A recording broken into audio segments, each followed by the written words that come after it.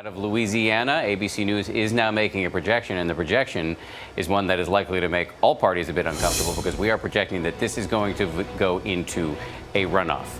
The three candidates there, Mary Landreiu, the incumbent Democratic senator, has been running against a representative, Bill Cassidy, the Republican, and then there's another candidate in the race, Mr. Manis, and this is a state where you need 50% to be declared the winner on Election Day. So we're now looking at a runoff. Let me just tell you about one other development tonight, and then I want to ask Rick about Louisiana, because of course that is a consequential development. But we also have the personhood amendment, which was on the personhood, I believe is an amendment on the ballot in Colorado, which would confer personhood upon the unborn, and ABC News is projecting that this will not pass.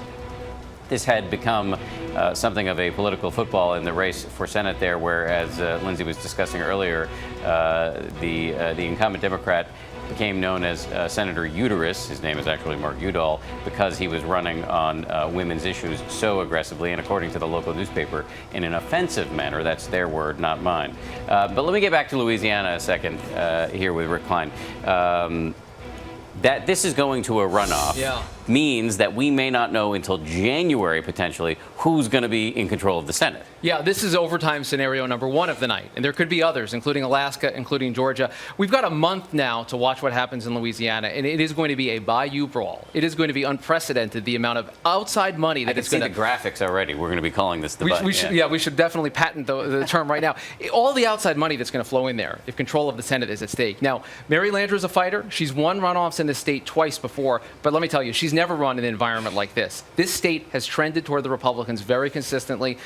Population trends that were exacerbated by Hurricane Katrina, but this is a very hard state to win in as a Democrat under the best of circumstances. This would not be the best of circumstances if this is for all the marbles. But you really think that even though she's won runoffs twice before, her brother's the popular mayor of New Orleans, she comes from a well-known political family in that state, you really think that she cannot prevail in the runoff? No, I think she can. I don't think it's a question of cannot. I'll tell you what Democrats thought the best chance for Mary Landreiu to survive was in the first round of voting against the split Republican Party. What was going on in Louisiana, you had two Republicans on the ballot because the state has a weird voting where you don't actually have primaries. So you had this Tea Party Republican with Sarah Palin's endorsement. You also had Bill Cassidy, the more mainstream establishment Republican. So the idea of splitting that up, if she got to 50%, this was the best opportunity to get it, a lot of them thought. But both sides have actually reserved advertising in Louisiana for the month of November and early December. They were anticipating this. This is actually not a surprise, but it's not good for Democratic hopes because it gives Republicans a chance to pick up that sixth seat maybe a month from now. Right, but if the Senate control of the Senate does not hinge by the end of the night on Louisiana, they're not going to be. They're going to not fire up the chartered jets that are sitting on runways right now and all the money. Not. In fact, that's usually with runoffs. No one cares unless everybody cares. And if control is at stake in any state, whether that's Georgia or Louisiana, or if you had a recount situation in any state or extended voting in Alaska, then everyone, all of these lawyers have the jets fueled up and are ready to go in there, and you know that the money is going to flow in. If this is just gravy, if Republicans get their 6 seats without this tonight, then I think we're not going to pay as much attention. Let's get it to ABC News correspondent Matt Gutman, who's been covering the Louisiana race. Matt, what are you hearing about how hot and competitive this runoff will be, especially if, as we've just been discussing with Rick, the control of the United States Senate hinges on the outcome? Couldn't be much hotter. And as you said, it's a battle in the bayou in a hot state, humid always.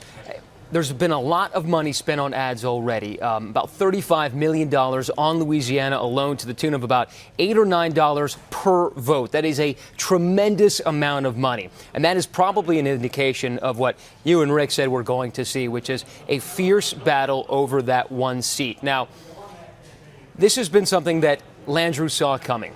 Everybody knew that if she didn't take it, it is going to be very hard for her, the incumbent, to be able to take Cassidy in this runoff. And there's a lot of time. I mean, you guys mentioned till January. That is a tremendous amount of time for people to build up Cassidy's ground game if it's not strong enough already, and to be able to battle her on her own turf.